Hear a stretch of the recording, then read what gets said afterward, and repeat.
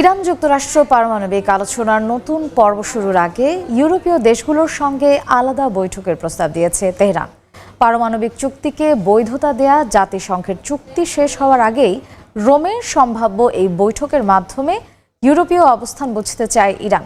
এদিকে তেহরান ওয়াশিংটনের পারমাণবিক আলোচনা ভণ্ডুল করতে ইসরায়েল সরাসরি হস্তক্ষেপ করছে বলে আবারও অভিযোগ করেছেন ইরানের পররাষ্ট্রমন্ত্রী আব্বাস আরাঘচি। যুক্তরাষ্ট্রকে এই চুক্তি থেকে বের করে নেন।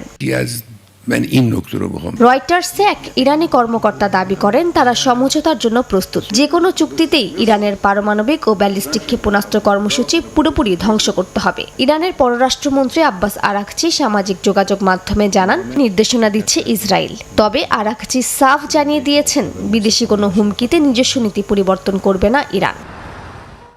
লেবাননের বৈরুতে আবারও বিমান হামলা চালিয়েছে ইসরায়েলি বাহিনী। এই হামলাকে দেশীয় নিরাপত্তায় সরাসরি হুমকি হিসেবে আখ্যা দিয়েছে লেবানন সরকার। ইসরায়েলের চুক্তি লঙ্ঘন বন্ধে পদক্ষেপ নিতে যুক্তরাষ্ট্র ও ফ্রান্সের প্রতি আহ্বান জানিয়েছেন লেবাননের প্রেসিডেন্ট। গাজায় নারকীয় তাণ্ডব অব্যাহত রেখেছে নেতানিয়াহু প্রশাসন। একদিনে উপত্যকাটিতে বোমার আঘাতে প্রাণ গেছে অন্তত ৭১ ফিলিস্তিনের। গাজা সিটি, খান ইউনিস, বেইত লাহিয়া ও আল বিরেহ সহ বেশ কয়েকটি স্থানে আবাসিক ভবন ও শরণার্থী শিবিরে হামলা চালানো হয়। এর মধ্যেই মানবিক সহায়তা না পৌঁছানোয় খাদ্য, ওষুধ ও পানীয়ের অভাবে ভুগছেন বাসিন্দারা। ইসরায়েলি বাহিনী নৃশংসতা অব্যাহত রেখেছে পশ্চিম তীরেও। এ সময় গাজা ও ফিলিস্তিনের প্রতি যুক্তরাজ্যের সমর্থন দৃঢ় হওয়ার কথা জানায় প্রধানমন্ত্রীর কার্যালয়। সিরিয়ায় আসাদ সরকারের পতন নিয়ে বিস্ফোরক তথ্য প্রকাশ করলেন ইসরায়েলি প্রধানমন্ত্রী বেনিয়ামিন নেতানিয়াহু।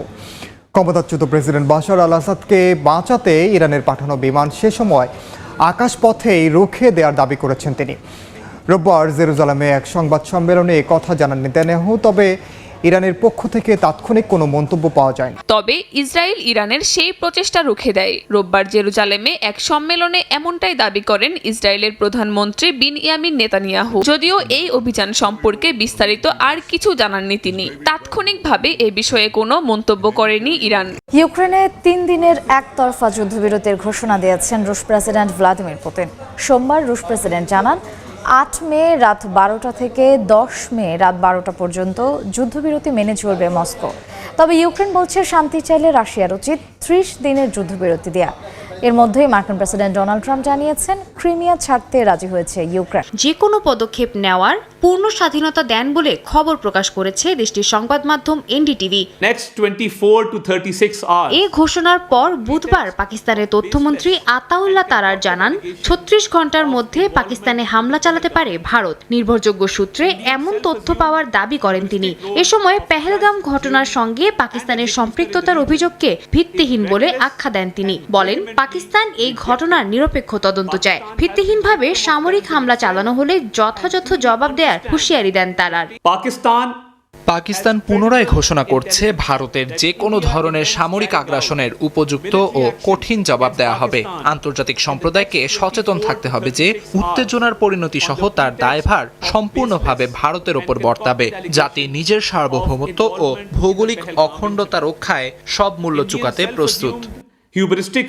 মার্কিন পররাষ্ট্রমন্ত্রী মার্কো রুবিও মঙ্গলবার এক প্রেস ব্রিফিংয়ে এ কথা জানান মার্কিন পররাষ্ট্র মন্ত্রণালয়ের মুখপাত্র Tammy Bruce. Thank you, everybody.